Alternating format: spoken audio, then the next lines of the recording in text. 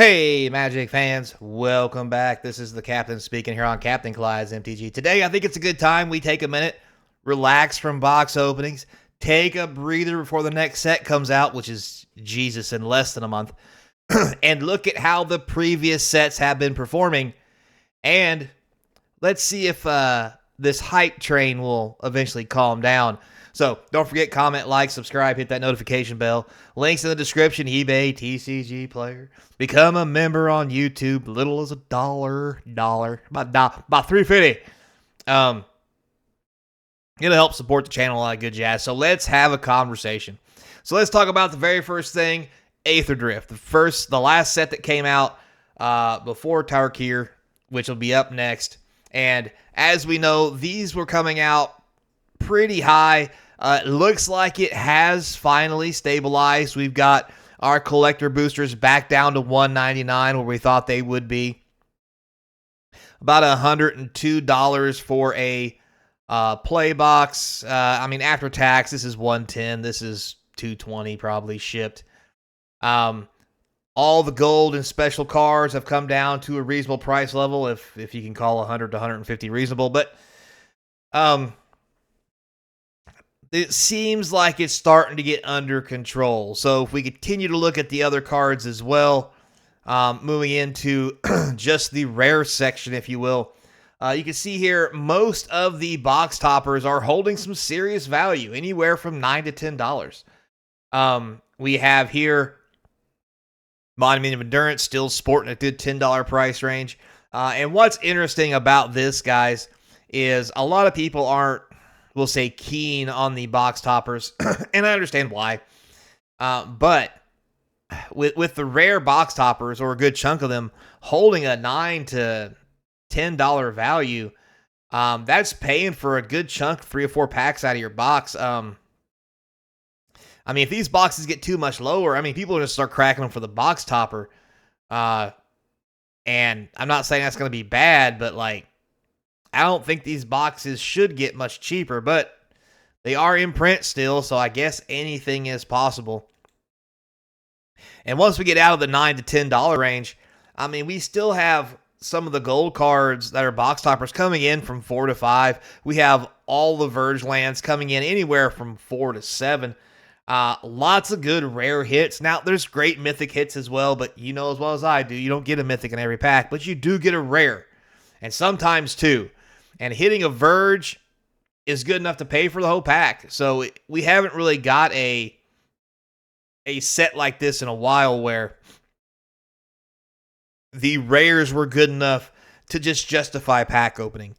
So I think it's kind of interesting these boxes have gotten so cheap, only because the value does seem to be a little high. Now, to be fair, you're not going to get exactly what you paid out of it. You're probably at about $95 a box, I think, was what my average on my box opening videos. But even if you did get 100 or 120, which would be more than what you paid for it, to say you got it for 100 and after tax and everything, which will not happen. But still, after selling fees of 20%, you're still breaking even. So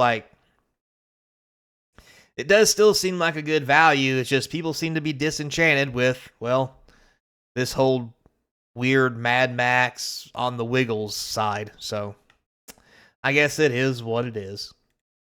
So next we'll look at the set that came out after this, or previous to this, sorry.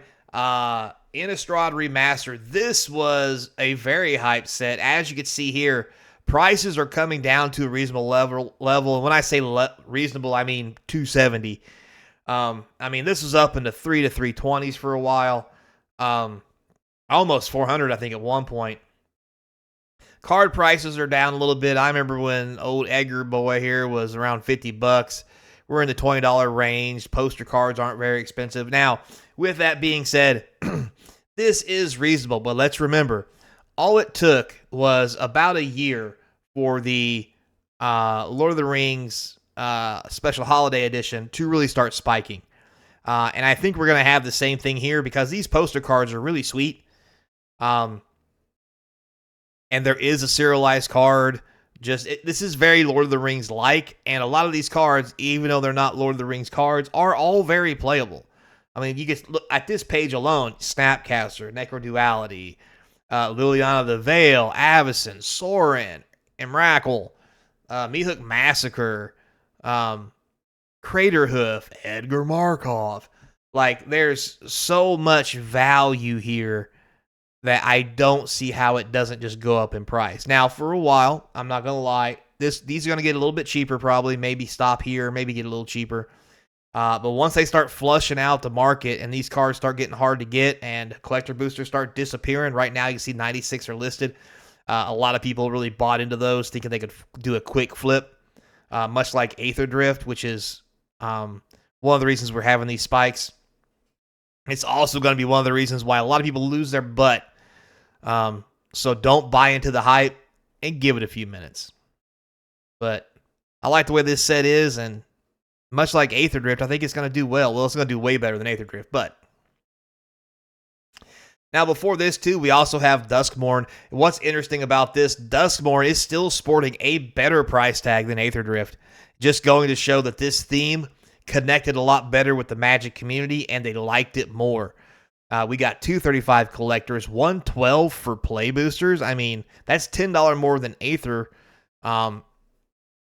already. It's $35 more than the collectors. This set does have a lot more value in it, as you can see.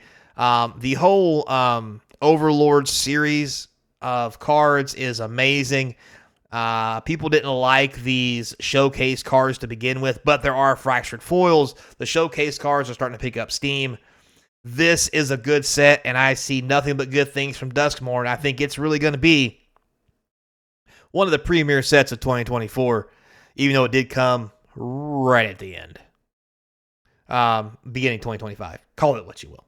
But yeah, this seems to be good. Now, with that being said, let's take a look at foundations. Now, we all got this wrong for the most part. Collector boxes, $365. There's only 24 on the market for sale listing wise. That's way less than the other sets. The cards are holding value. They got Sweet Elves, full reprints. I mean, think Twices that are looking like $67 fracture foils, for God's sakes. Like, just look at it. If you manage to get a hold of this set, which I didn't because, well, I'm stupid, you've made some serious value. Because people were about 50-50 on the fence with this.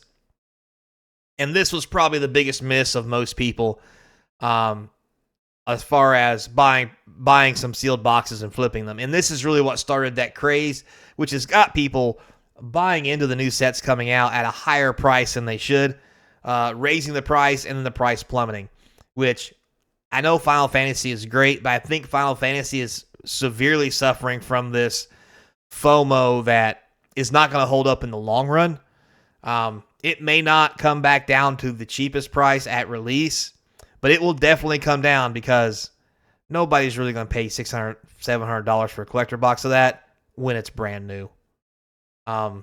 It's just, I just don't think it's sustainable. And if it does stay that way, well, I'll admit I won't buy it because, well, I got better places to park money if I'm going to buy a collectible in Magic. Like Foundations. I can get 2 collectors of Foundations for the price of 1 Final Fantasy. Maybe these cards will be worth more depending on what's in Final Fantasy. I mean, look at this stuff. This is insane. So, with that being said, we'll move back to Bloomborough, still going strong. Collector boxes, $278.99, basically $300 for a set that's only a few months old. $134 for play. I mean, Duskmourn, Bloomborough, they're getting reprints. That'll drive down these play booster prices. But what this does show is some high quality cards, playability, and the fact that the community is really embracing it and loving the cards. I think in the long run, these play boosters are probably going to be destined to easily be 150, especially once they rotate out of print, which will probably be a while. But these collector boosters, they're not going back down because they're not getting reprints. So if they're $278 now and we're this far in, this is probably as cheap as it's going to get, especially with Standard going strong. there is nothing but good news on the horizon if you've got Bloom Burrow in your portfolio. So, that's a quick set review of the recent sets and how they're performing. Tell me what you think down below about them. I might even respond if feeling cheeky. So shout out to Sawyer, my #1 fan. At least that's what I'm going to tell him. And YouTube member. So until next time, be kind. And as always, I hope to see you across from the game table. God, I should have bought foundations. I'm a dumbass.